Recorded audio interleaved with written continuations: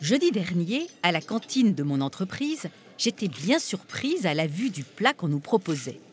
Une sorte de pot-au-feu très rustique, avec des morceaux fortement gélatineux, de drôles de textures, une peau épaisse et grasse. Bref, c'était quelque chose de franchement bizarre que je ne connaissais pas.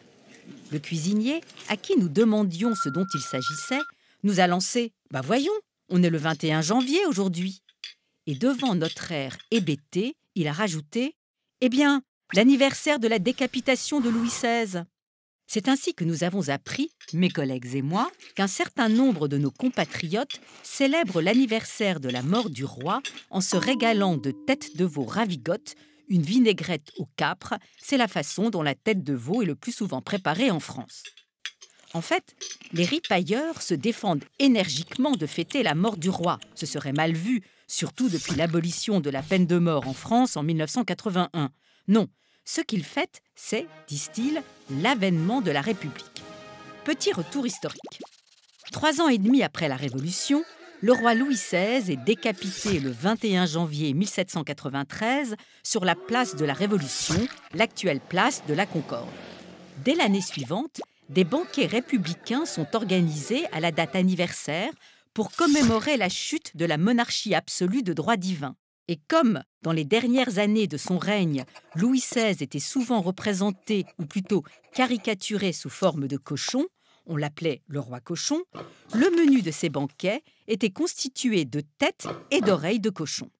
Il en va ainsi jusqu'au milieu du XIXe siècle, jusque sous le règne du roi Louis-Philippe, qui est monté sur le trône en 1830. Mais dans les années 1840, crise politique et crise économique mettent à mal le pouvoir. Le roi pense étouffer les revendications en menant une politique de plus en plus répressive. Ainsi, par exemple, les réunions politiques sont-elles interdites afin de museler l'opposition.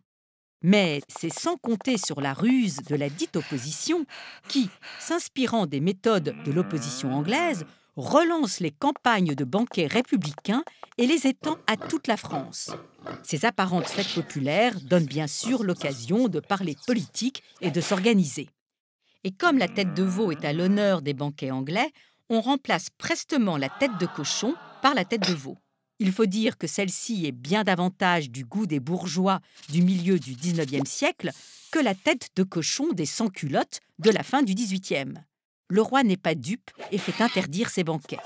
Erreur fatale, cette interdiction va susciter un énorme tollé, provoquer la révolution de 1848, faire chuter Louis-Philippe et faire advenir la Seconde République.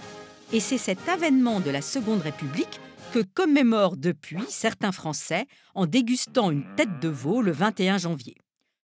Bon, le 21 janvier, c'est passé, mais vous avez tout le temps de vous préparer pour l'année prochaine.